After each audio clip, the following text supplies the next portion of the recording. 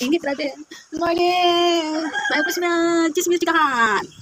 Chismis chikahan. Init, grabe. Tayo magkape. Diba? Kasi summer ngayon. Mas morning ngayon, kaya tayo mag-chismis chikahan. Kasama natin ang kape. Kung gising ba ito, baby natin ako yung antok, puyat ata. Puyat na puyat ang bibi na yan ah. Kaya magdamag ata. Gising, tayo naghahanap ng madaga. Ulit, pero mahilig sa daga. Yun, alam ko sa may chicken akis ngayon. May chismis na ako sa'yo. Kasi, wala sana akong chismis noon sa'yo. Yun lang. Dapat sana akong mag-chismis. Kaya bigla na lang sumulpot ang utak ko yung pag-chika sa'yo. Yun, nangyari dito. Isang katrabaho ko dati. Napakamaldita nun. So, hindi kasi di pa namin siya masyadong kakilala noon. Kaya sobrang kumalditahan. Libasa mas maedad siya sa amin sa trabaho. Kami kasi magkakatropa. Mga bago-bago pa kami sa company dati. So ngayon, kami ng mga kaibigan ko, maayos na kami. Maayos naman kami sa company noon. Sa trabaho namin, sa machine kami dati. Kaya talagang tutulong-tulungan namin yung trabaho namin para maging okay. Tapos ngayon, yung isang maging ka-work namin, sobrang maarte, tapos yung matapang, so nangyari, pag nakakasama namin siya, hindi namin tinutulungan dun sa ginagawa niyang trabaho. Kaso nagkataon na, dumating yung may-ari ng company, dumaan bigla sa production, tapos sa ligpit sa itsurang yun, hindi kami ang magkakasama doon, siya ang naiwan doon sa pinuntahan namin, makalat.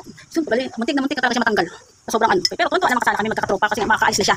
Pero syempre, humingi pa rin siya ng pasensya doon sa mga bossing namin, para makapagtrabaho pa siya, kasi sila yung mga matanda doon sa company na yun, sila mga pioneer sila doon. Ayun.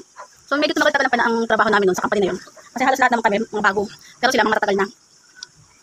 Kumbaga, yung medyo tumagal-tagal na makasama namin siya, siguro nakapagano siya bilang leader siya sa company na yun, naging okay siya kapag communication sa mga tao. Oo. Wala kami kaibigan na lang naging bait. Kasi matapang siya kailangan. Tapos namin talagang masama sermonan siya ng mga bossing doon.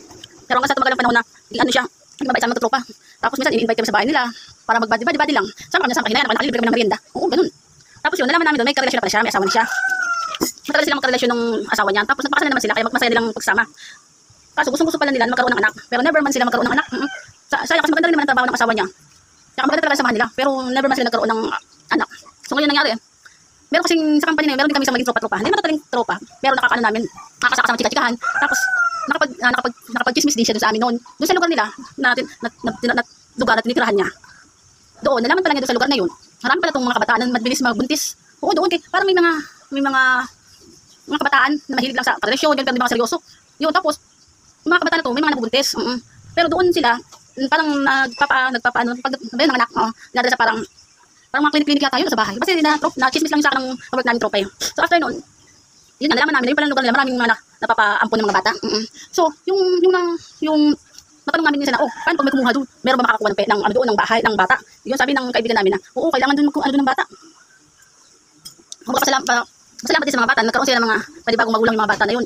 Ay sana itapon. Mas may pinamigay lang nila, mas masaya naman yun. So ngayon, sa dami nga namin kilalang, dahil sa may naging tropa kami sa kampanya nga, dating matapang, maldita, yun.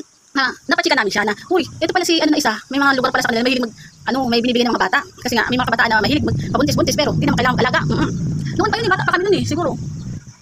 Bata pa kami, 20 last years old pa kami noon, pero yung maldita doon sa amin na matapang na nakasama, may edad sa amin. Yun, sinasabi namin, pumunta siya doon sa lugar na yun, na para matulungan siya nung isang naka-work namin, pumunta siya. Tapos, nakishare sila doon, magpatulong siya doon sa kaibigan na makita kung sino man yung nanay na to na gusto magkaroon, ibigay yung anak para makatulong din. So nangyari, pinunta siya doon sa batang to na nabuntis. Ngayon sabi niya, balak talaga niya ibigay yung anak niya kasi ayaw pa niya magkaroon ng anak. Ngayon, so nangyari doon, sabi nung dati namin katrabaho na, sige, habang hindi ka pa nabubuntis, habang hindi ka nagkakaanak, kaalagaan yung tiyan niya. Yung baby, parang maging okay yung baby paglabas. Yung sa awa ng Diyos, naging okay naman. Hanggang sa nagkita ka lang sila sa klinik, parang klinik ata yun eh. Parang napachika, parang naalala ko lang din naman yun. Nung nagkita sila sa isang klinik, pumunta na doon yung mag-asawa sa klinik ngayon para makasabay yung may nanay ng bata. So ngayon, itong tunay na nanay ng bata, nagpirmahan sila para katibayan na wala nang pakialaman sa mga naging desisyon niya kaysa bilang nanay. Pumirma siya, walang pakialaman, wala nang guluhan. So pinasan niya yung doon sa mag-asawa na to para alam din ng mag-asawa na talagang nagkusa siyang gawin ang anak na to na ibigay sa mag-asawa. So pasalamat yung mag-asawa kasi sa nangyaring to, sa tagal-tagal na panahon na gustong mag-asawa, mag-anak, ngayon na sila nagkaroon ng biyaya ng Diyos. Swerte naman kasi kinusa sila na ibigay sa kanila yung bata. Tapos, nagbigay man siya dun sa tunay na nanay para pambayad ng ospital para makaalis siya ng ayos. Tapos pakialaman na sila.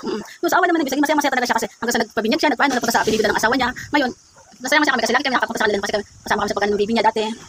Tapos hindi niya inaasahan na magkaroong anak sa tagal-tagal ng pagrelasyon nilang dalawa bilang mag-asawa. Never sila nagkaroon ng anak. Kaya sa awa naman Diyos, sa sinwerte binigay niya. hanggang sa ngayon, napaka-swerte nila mag-asawa. Hanggang ngayon maganda yung pagsama nila. Kahit nagkaka-body-body sa mga dating ka-work, pero andyan sila ka, basta masaya-masaya ako sa mag-asawa na ito. Ay, sobrang mabait.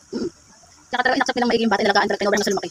Yun, tapos hanggang sa ngayon, sila mag-asawa, at least, naging okay yung buhay nila, nagkaroon sila ng mga magandang trabaho, na hindi nakakaiwan, nagkakaproblema, nagkaroon ng, parang tungkol sa anak nila, kumbaga sa anak nilang nangyari, naging masaya sila talaga. Yun lang, napachika lang ako bigla, kasi ang init dito eh. Oo, kaya naalala ko lang yung kwentuhan.